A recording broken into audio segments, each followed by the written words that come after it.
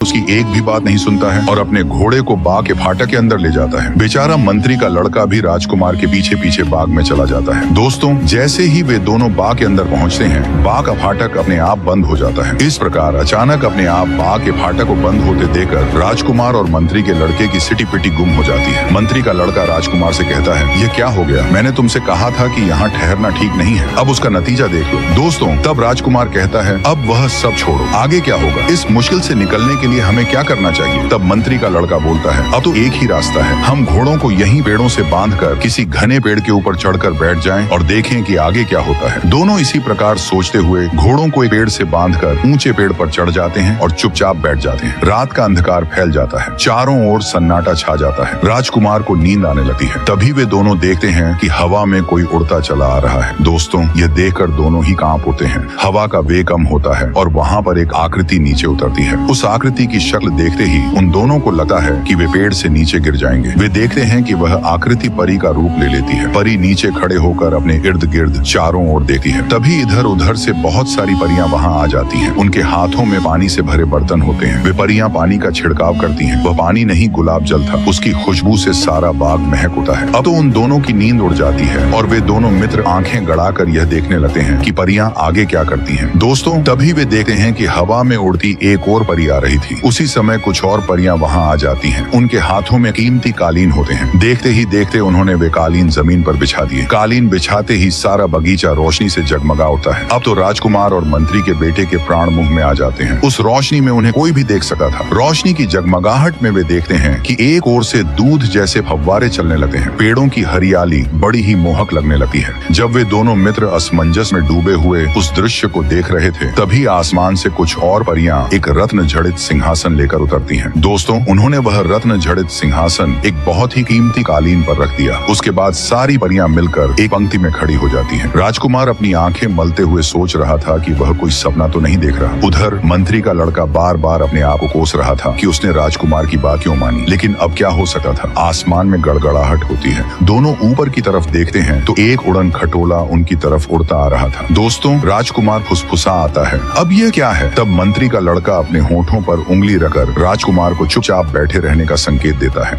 वह उड़न खटोला धीरे धीरे नीचे उतरता है और उस उड़न खटोले में से सजी धजी एक सुंदर परी बाहर आती है और ऐसा लग रहा था कि वह परी उन परियों की रानी थी। तभी सारी परियां मिलकर उसका अभिवादन करती हैं और बड़े आदर भाव से उसे सिंहासन पर बैठा देती हैं। दोस्तों, वहाँ पर थोड़ी देर खामोशी छाई रहती है। फिर परियों की राजकुमारी ताली बजाती है। एक परी आगे बढ़कर उसके सामने खड़ी हो जाती है। परियों की राजकुमारी बड़ी शालीनता से कहती है, जाओ और उसे लेकर आओ। वह परी आज्ञा राजकुमारी कहकर वहाँ से चल पड़ती है और उसी पेड़ की ओर आने लगती है जिस पेड़ पर राजकुमार और मंत्री का लड़का बैठे थे। दोस्तों, यह देखकर उन दोनों की जान हथेली पर आ जाती है। इस समय उन दोनों के दिमाग में यही चल रहा था कि वे अपने भाग्य में क्या लिखा कर लाए थे जो ऐसे संकट में फंस गए हैं। वह परी उसी पेड़ के नीचे आती है और राजकुमार की ओर इशारा करके कहती है, नीचे उतरो, हमारी राजकुमारी ने तुम्हें याद किया है। उस परी की बात सुनकर राजकुमार हिचकिचाता है। उसकी हिचकिचाहट देखकर वह परी कहती है, जल्दी नीचे उतर आओ, हमारी राजकुमारी आपकी राह देख रही है। अब राजकुमार के पास उस परी के साथ राजकुमारी के पास जाने के सिवाय और कोई चारा नहीं रहता है। दोस्तों, राजकुमार पेड़ से नीचे उतरता है। साथ साथ मंत्री का लड़का भी पेड़ से नीचे उतरता है। मंत्री का लड़का वहीं पेड़ के नीचे खड़ा हो जाता है। वह परी राजकुमारी के पास जाते हुए राजकुमार को अपने साथ लेकर चल पड़ता। अगर आप